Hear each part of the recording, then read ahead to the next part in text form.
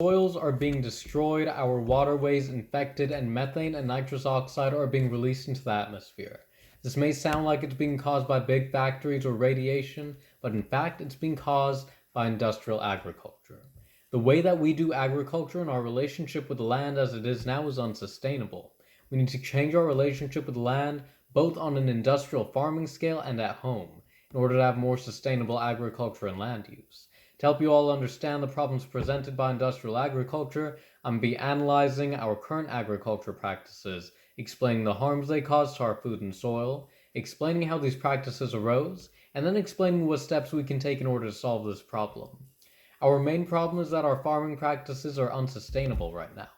How modern farming and most gardening works is by having monocultures, or just fields of one crop. And on a small scale, this would be us growing just green grassy lawns. On a large scale, this would be grown vast fields of just corn or some other crop.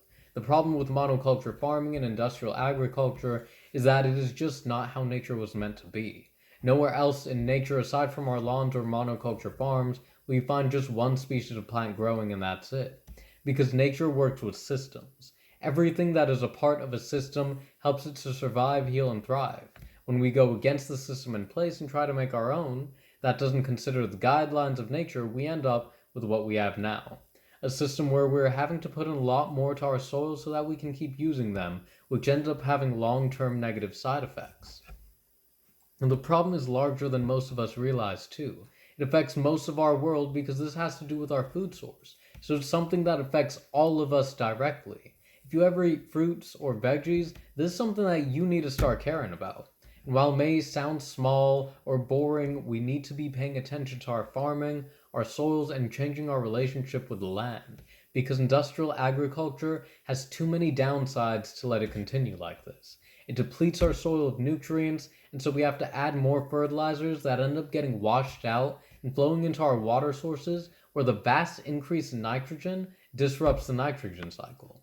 According to the Changing Nitrogen Cycle by the University Corporation for Atmospheric Research, the nitrogen flowing into our water causes a process called eutrophication, the process of our waters being flooded with excess nutrients. This leads to excessive growth of aquatic weeds and algae. They end up growing so much that they choke the oxygen out of the water, making these areas inhospitable to fish. This can be seen in the dead zone at the Mississippi Delta. The oxygen levels here are too low for fish to survive in, and these aren't small areas being affected either. The one at the Mississippi Delta is about 8,000 square miles. This is all because we need to keep amending our soils with nutrients because it can't regenerate with our monoculture farms and lawns. Not only do the excess fertilizers cause problems when they run off into the water, but according to Fertilizer Use Responsible for Increase in Nitrous Oxide in the Atmosphere by Robert Sanders, they also release nitrous oxide into our atmosphere.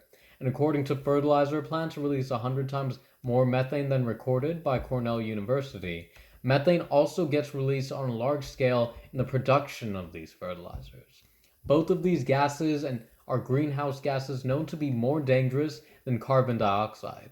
According to EPA.gov's breakdown of global warming potentials over 100 years, methane is 36 times more effective a greenhouse gas, whereas nitrous oxide is 300 times more effective. And having these be released en masse into our atmosphere by our farming is something that can't go on. When we talk about greenhouse gases and global warming, our agriculture and land use needs to be one of the biggest things we should be talking about. Not only does the constant amending the soil with fertilizer cause harm, but pesticides end up contaminating the soil and water as well, leading to a lot of harm to our local wildlife. According to Akhtar Chaudhry's article, Impact of Pesticide Use in Agriculture, Their Benefits and Hazards, pesticides end up killing many beneficial insects, birds, fish, and non-target plants in the area. This disrupts the food chain and further harms the biodiversity of plants not even on the farm. The excess use of pesticides also have a human cost to them. The cost is also disproportionately shouldered by workers who make and use these pesticides and isn't really felt by us or people like the farm owners who enjoy the fruits of their labor. Long-term exposure to the pesticides has been linked to the development of chronic diseases, including long-term gastrointestinal upset and cardiorespiratory problems. Further, the overuse of pesticides ends up degrading our soils by killing off the beneficial bacteria and fungi in them. Our soils are filled with these fungi, and bacteria that form symbiotic relationships with the plants. When we overtill the soil and put excess fertilizers and pesticides in it, these bacteria and fungi get killed off, and they are vital to the health of our plants. By killing them, we are killing our soils and making it so that we have no other choice but to add fertilizers. This is a vicious cycle, and the effects of this degradation of our soils can be seen pretty plainly in this study by Mount Pleasant called Food Yields and Nutrient Analysis of the Three Sisters, a Haudenosaunee cropping system that compares crops grown using the polyculture Three Sisters method of the Haudenosaunee people versus crops grown in monocultures. The study found that plants grown in the Three Sisters farming method of the Haudenosaunee people were much more nutrient dense on average than plants grown using industrial agriculture. So not only are we harming our soils and wildlife, but we're also harming ourselves, and we're degrading the quality of our food. Our food isn't as nutrient dense anymore, so we're sacrificing quality for quantity. Industrial agriculture harms our food, ourselves, our environment, and so it's time that we moved on from this outdated form of agriculture. And I say outdated because it definitely did serve its purpose for the time it was implemented. According to Sean Mackenzie, Master of Public Health, in his presentation, A Brief History of Agriculture and Food Production, The Rise of Industrial Agriculture, modern farming evolved in order to be quick, lower effort, and to meet high demand for food worldwide. In the late 1800s, the world faced a massive boom in population. In order to deal with the rising demand for food, industrial agriculture was developed. While industrial farming did massively increase food production, it led to increased production costs, which drove out lower income farmers who couldn't afford to keep up with it. The reason we haven't gotten rid of this yet are that wealthy landowners who use industrial agriculture, it's the cheapest and most profitable way for them to go. Changing systems would be a massive reform that is intimidating to undergo, and it requires people with enough financial security to risk the change. This doesn't mean that the money can't be made with regenerative agriculture practices, but that it is a longer process and much more labor intensive. But once things get started, it can actually be very profitable. Many people also just lack the knowledge and don't know. I doubt most of us consider the soil in our daily lives, but it's time for us to start doing that. We need to make the shift from industrial agriculture to regenerative agriculture. And there are many different types of regenerative agriculture that can be used. We can start small by slowly integrating polyculture farming and using less fertilizers, and then we can build up to entire systems like multi-strata agroforestry, which simulates the layers in a forest in order to sequester more carbon, produce food, regenerate soils, and create a healthy ecosystem. The system has shown a lot of success as detailed by the Maya Mountain Research Farm in their article, Multi-Strata Agroforestry Adapting to Climate Change. They started out with a plot of land that had been wrecked from industrial agriculture and cattle raising, but through their efforts using multi-strata agroforestry, they were able to restore the land back to being healthy. Not only that, but they managed to profit quite a bit off of this, since they are maximizing space and growing a plethora of crops. They also don't need to spend money on fertilizers or pesticides because they manage to use the ground cover to block out weeds and regenerate their soil, and their animals keep insects out. I believe that our government should divest from subsidizing industrial agriculture and corn monocultures and should instead start subsidizing farms that focus on regenerative agriculture, or at the very least offer incentive programs to farms that want to try it. This would help destigmatize it, and it would also encourage experimentation with farmers without them shouldering the risks alone. Now, what we can do at home is we can get rid of our lawns. Get rid of the grass monoculture in your yard and start growing some more food.